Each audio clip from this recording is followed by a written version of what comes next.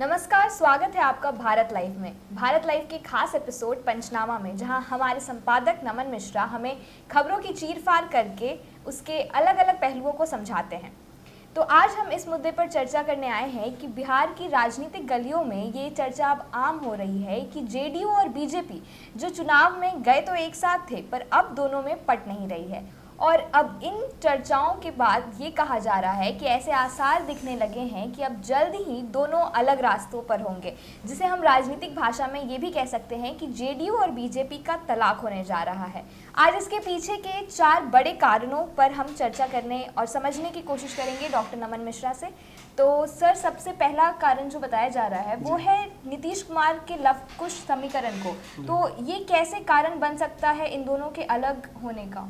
देखिए, कायदे से तो ये नीतीश कुमार की स्ट्रैटेजी है, तो इससे भाजपा को बहुत दिक्कत नहीं होना चाहिए। अगर आप अपने लिए सेंचुरी मारना चाहते हैं तो वो टीम के टोटल में ही जुड़ेगा ना, तो टीम को उससे बहुत दिक्कत नहीं होनी चाहिए, फिर आपको बाहर करने का कोई मतलब नहीं बनता है। लेकिन चूंकि नीतीश कुमार जब कोई तैयारी करते हैं और जैसी उनका ट्रैक रिकॉर्ड रहा है राजनीतिक, वो जो करते हैं खुद के लिए करते हैं और अपनी राजनीतिक जो महत्वाकांक्षाएँ हैं, अपनी ताकत है, अपनी जो निरंकुशता है उसको बरकरार रखने के लिए करते हैं। और भाजपा चूंकि इस बार चुनाव में नीतीश से ज़्यादा सीट लेकर आई है, तो वो असहजता तो है ही। अगर परिवार में भी 2 भाई होते हैं और छोटे भाई की नौकरी अगर बड़ी हो जाए और बड़े भाई को उसके अंडर काम करना पड़े, तो यह असहजता तो चेहरे पर होती ही है, प्यार कितना भी हो। लेकिन जो पद है उसकी गरिमा और उसका जो ताकत होता है, उसका प्रैक्टिस करने का तरीका ही अलग होता है। आप देखिएगा, जब किसी भी सरकारी कर्मचारी में के ऑफिस में आप जाइएगा तो पियोन भले ही वो सरकारी कर्मचारी वो भी पास करके ही आया है, लेकिन उसका जो अपने आप को कैरी करने का तरीका होता है वो अलग होगा। और जो उस विभाग का सबसे सर्वोच्च पदाधिकारी होगा उसके आते ही देखिएगा कि एक अलग डिसिप्लिन मेंटेन हो जाता है। तो यही है बेसिकली, इसी वजह से सारी लड़ाइयाँ हो रही हैं। नीतीश कुमार लवकुश समीकरण इसलिए साध रहे हैं क्योंकि उन्हें पता है कि भाजपा से हम बहुत पीछे हो गए हैं और पिछले बार अपने ही जदयू से जो सीट लेकर आई थी जितनी, उससे 25 सीटें कम आई हैं, तो आखिर से कंपनसेट तो कहीं ना कहीं करना पड़ेगा। अब इसके लिए अलग अलग जो कहा जा सकता है तथाकथित समीकरणों को साधने की कोशिश कर रहे हैं। ये हमने साबित कर दिया है अलग अलग पंचनामा के दौरान कि लवकुश समीकरण साध लेने का मतलब ही है कि नीतीश कुमार काफ़ी मजबूत हो जाते हैं। उपेंद्र कुशवाहा फूके हुए कारतूस जरूर हो सकते हैं, लेकिन इसमें बारूद भरने का काम नीतीश कुमार कर सकते हैं। भाजपा को इससे क्यों दिक्कत होनी चाहिए? यहाँ एक बड़ा गेम है जहाँ उपेंद्र कुशवाहा के माध्यम से लवकुश समीकरण साधने की कोशिश नीतीश कुमार करेंगे। वहीं आरसीपी सिंह भी यहाँ मौजूद हैं जो कि राष्ट्रीय अध्यक्ष हैं जदयू के, और जिन्हें अच्छा नहीं लग रहा है, ये बातें खूब हो रही हैं अंदर अंदर कि उपेंद्र कुशवाहा और आरसीपी सिंह के बीच में पावर डिवाइड करने में नीतीश कुमार ने चालाकी बरती है। और कहीं ना कहीं आरसीपी की ताकत को देखिए, एक वक्त था जब आरसीपी सिंह को अध्यक्ष बनाकर नीतीश कुमार ने भाजपा के साथ अपने रिश्ते अच्छे किए, संवादहीनता जो थी उसको समाप्त कर दिया, ये कुर्बानी थी। लेकिन जब ताकत उन्होंने दे दी आरसीपी सिंह को, तो वापस उसे कैसे ले सकते हैं? ले तो नहीं सकते हैं। तो इसलिए उन्होंने एक और पावर सेंटर बना दिया उपेंद्र कुशवाहा के तौर पर। अब आरसीपी के ऊपर एक और लगाम आ गया, और बनाया ही नहीं, उन्हें सीधा दे दिया गया संसदीय बोर्ड का अध्यक्ष, यानी पार्टी के महत्वपूर्ण डिसीजन उनसे बिना पूछे आरसीपी सिंह नहीं ले सकते हैं। तो समझिए, यहाँ पावर को डिवाइड कर दिया गया। लेकिन जहाँ आरसीपी सिंह लव हैं, वहीं उपेंद्र कुशवाहा कुश हैं। तो उपेंद्र कुशवाहा के आने से नीतीश कुमार को सीधा 7% 8% वोट प्रतिशत का बढ़ोतरी मिलता है एक चुनाव में। और आपको पता है कि जदयू चुनावी तैयारी में लग चुकी है, उसके नेता लगातार ये बात कह रहे हैं। आरसीपी सिंह का घूमना बिहार के अलग अलग कोनों में साबित करता है। और आरसीपी सिंह चुनाव की तैयारी जरूर कर रहे हैं नीतीश के कहने पर, लेकिन वो चाहते हैं कि जदयू और भाजपा अलग अलग चुनाव नहीं लड़े। उनके मन में ये बात है कि ये दोनों एक साथ रहेंगे तो सबसे बेस्ट अरेंजमेंट बिहार में रहेगा नीतीश के लिए और जदयू के लिए। वहीं उपेंद्र कुशवाहा एनडीए के पद को लात मारकर आए थे, केंद्रीय मंत्रिमंडल में नीतीश वो थे मोदी के, और उन्होंने उस कुर्सी को नीतीश के दर्जे छोड़ा था। लेकिन भाजपा इस बात को कभी भी एब्जॉर्ब नहीं कर पाई। नीतीश की एंट्री जैसे ही हुई थी 2017 में भाजपा में एनडीए में, वैसे ही उपेंद्र कुशवाहा भाग गए थे। और अब देखिएगा कि चुनाव के दौरान मांझी जी की एंट्री जरूर हो गई, मुकेश सहनी की एंट्री हो गई भाजपा में, लेकिन उपेंद्र कुशवाहा की नहीं हुई थी। वो बाहर दूसरे समीकरणों के साथ रह गए थे। और अब वो जब आए हैं तो उनके पास एकमात्र ऑप्शन इसलिए बच गया विलय, क्योंकि भाजपा चाहती नहीं थी कि उपेंद्र कुशवाहा आए एनडीए में, तो वो विलय करके आए। तो ऐसी स्थिति में जब आरसीपी सिंह भाजपा के साथ रहने के हिमायती हैं और उपेंद्र कुशवाहा घूम घूम कर वोट बटोरेंगे लवकुश का, तो दोनों की महत्वाकांक्षाएं अलग अलग हो जाती हैं। जहां एक तरफ अपनी मंशा साबित कर दी है उपेंद्र कुशवाहा ने कि राष्ट्रीय पार्टी बनाकर, और नीतीश कुमार को 2024 में, जबकि हमने पहले कह दिया था, ये सब होने से पहले हमने कह दिया था कि नीतीश कुमार को 2024 में भेजा जाएगा केंद्र में मोदी जी के खिलाफ चुनाव लड़ने के लिए। और आरसीपी सिंह चाहते हैं कि अगर ये मोदी के खिलाफ चुनाव लड़ने जाएंगे तो इस बार भी मैं केंद्रीय मंत्री नहीं बनूंगा। राज्यसभा सांसद है, वो मंत्री बनना चाहते हैं, उनकी महत्वाकांक्षाएं हैं। पिछली बार भी जब मोदी मंत्रिमंडल का विस्तार हो रहा था तो उसमें उनको मंत्री बनना था, लेकिन उनको ललन सिंह को, लेकिन नीतीश कुमार की महत्वाकांक्षा और ईगो की वजह से नहीं हो पाया। और फिर ऐसा अगर होता है तो नीतीश को तो वो माफ़ कर देंगे, क्योंकि नीतीश उनकी पार्टी के बड़े नेता है, लेकिन उपेंद्र कुशवाहा की बलि चढ़ जाएगी। और इसी वजह से ये जो दो अलग अलग पावर सेंटर्स हैं, इसको भी भाजपा बहुत अच्छे समझती है। तो भाजपा आरसीपी सिंह के सपनों को पूरा परवान चढ़ाएगी। भाजपा चाहेगी नहीं कि नीतीश कुमार मजबूत होगा, कि मजबूत नीतीश कुमार भाजपा को फिर उसी तरह दुलत्ती मारकर बिठा कर रखेंगे। और ये एक बड़ा समीकरण है। और देखिए, वैसे भी जब भाजपा ये बात कहती है कि आप कितनी भी सीटें लाएं, कोई फर्क नहीं पड़ता है, आपको हम सीएम बना रहे हैं, और फिर भी नीतीश कुमार को इस बात का डर रहता है, तो ये डर ही उस लड़ाई का मुख्य कारण है जो नीतीश और भाजपा के बीच हो रहा है।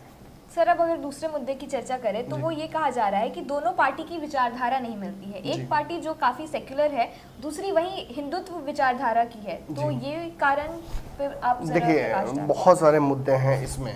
ये बिल्कुल ही सबसे बड़ा मुद्दा है भाजपा और नीतीश कुमार के बीच मनमुटाव का, और तलाक हो सकता है, ये एक बड़ा कारण है। क्यों? क्योंकि भाजपा चाहती है कि पोलराइजेशन करके वोट इकट्ठा करे।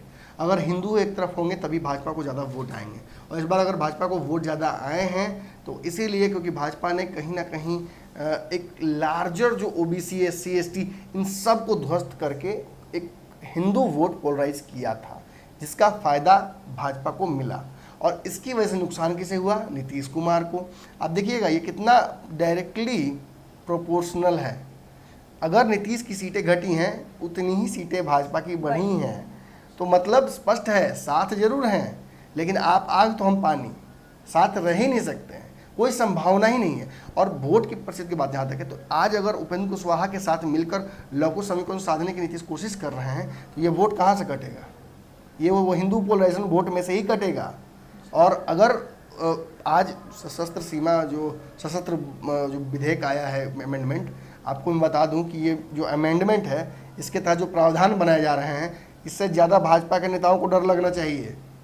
वो पोलराइजेशन करने जाएंगे, वो अगर छोटी मोटी घटनाओं को अंजाम देंगे, अगर उनके चलते जैसे कि हुआ था अश्विनी चौबे के जो सुपुत्र हैं, रामनवमी में लेकर तलवार जो घूम रहा था लोग, तो उन पर केस हो गया था।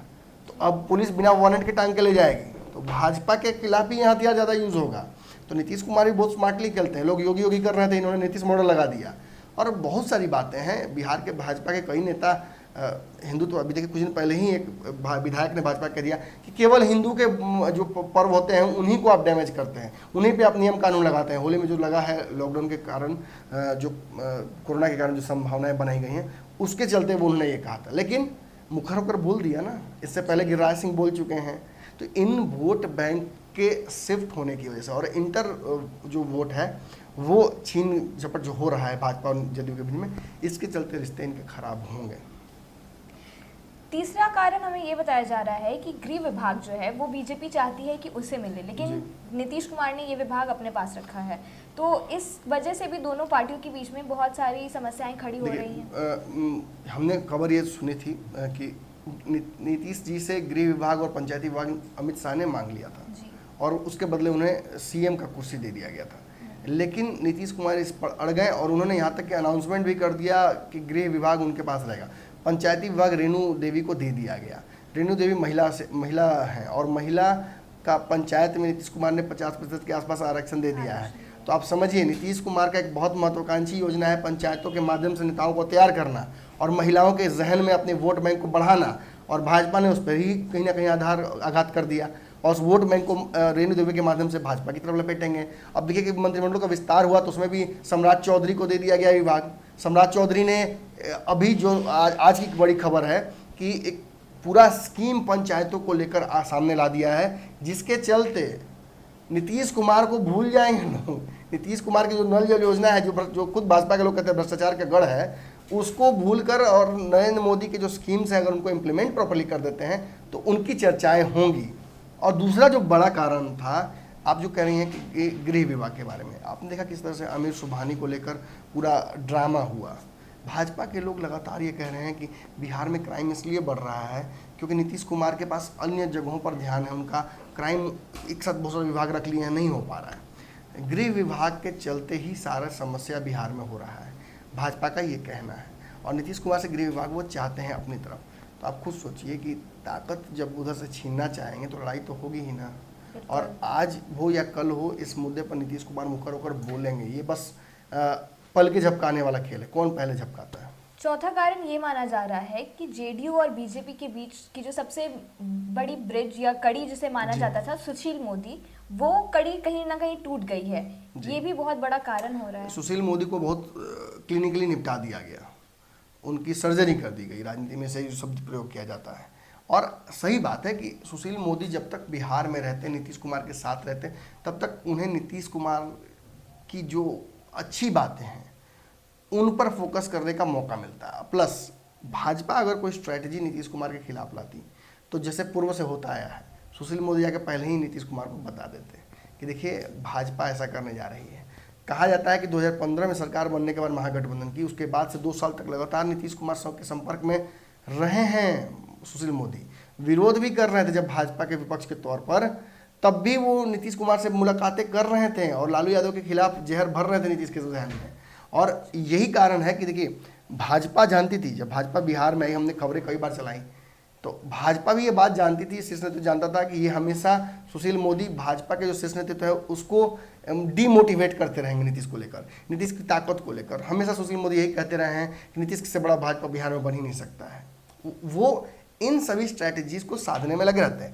तो भाजपा ने क्या किया, भाजपा ने सर्जरी ही कर दी, सुशील मोदी को भी बाहर कर दिया, प्रेम कुमार को भी बाहर कर दिया, और नंदकिशोर यादव जो कि पूरे गुट था तीनों का, उनको साइड करके भूपेंद्र यादव और नित्यानंद राय को ताकत दे दी बिहार में।